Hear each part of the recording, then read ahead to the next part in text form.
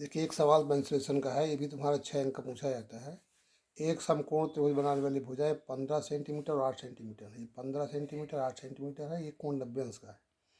तो इसको कर्ण के परता जो घुमाया जाता है तो ये ऊंचाई बन जाएगी पूरी। और इसमें इसकी त्रिज्या निकालने के लिए पहले हम समकोण त्रिभुज लेंगे ए बी सी में कर्ण का मान निकाल देंगे पाइथागोरस में लगा करके, लंब का वर्ग आधार का वर्ग और कर्ण का वर्ग से। तो ये तुम्हारा आ जाएगा 17 सेंटीमीटर।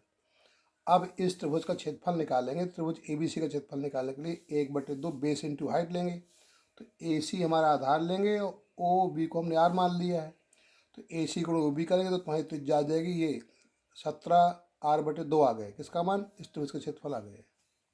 अब पुनः त्रिभुज ABC का फिर क्षेत्रफल निकालेंगे। तो यहाँ भी 1/2 बेस इंटू हाइट कर देंगे, आधार गुणे लंब, बेस इंटू हाइट। अब देखो 1/2 इसका बेस मान लेंगे 15 और हाइट मान लेंगे 8। तो 2 से काट दो, चौको 8, 15 चौको 60, ये 60 सेंटीमीटर स्क्वायर है। अब देखो ये दोनों क्षेत्रफल, दो त्रिभुज क्षेत्रफल बराबर होंगे। तो यहाँ लिख देंगे 60 सेंटीमीटर स्क्वायर बराबर कितना कर देंगे? 17/2 R कर देंगे, है ना।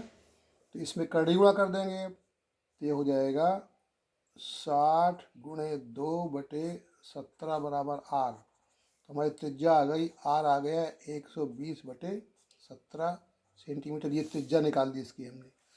अब इसमें दो शंकु बन रहे, ऊपर का शंकु बन रहा है, नीचे शंकु बन रहा है। तो दोनों का आयतन में निकालना है। तो आयतन के लिए जोड़ देंगे।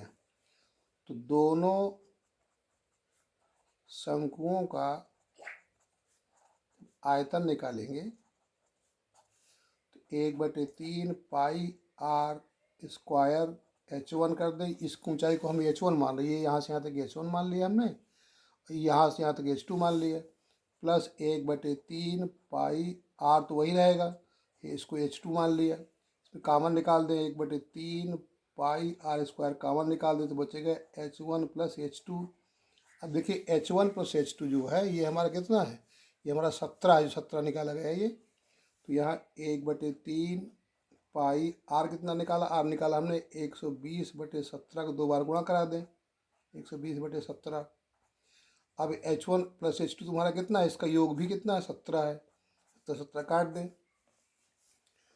अब तुम्हारा आ जाएगा 1/3, 3 से काट दिया इसको, 3 चौको 12, 40 आ गया। तो 1/3 था तो ये हो गया 12 चौको 48, 48 ये हो गया।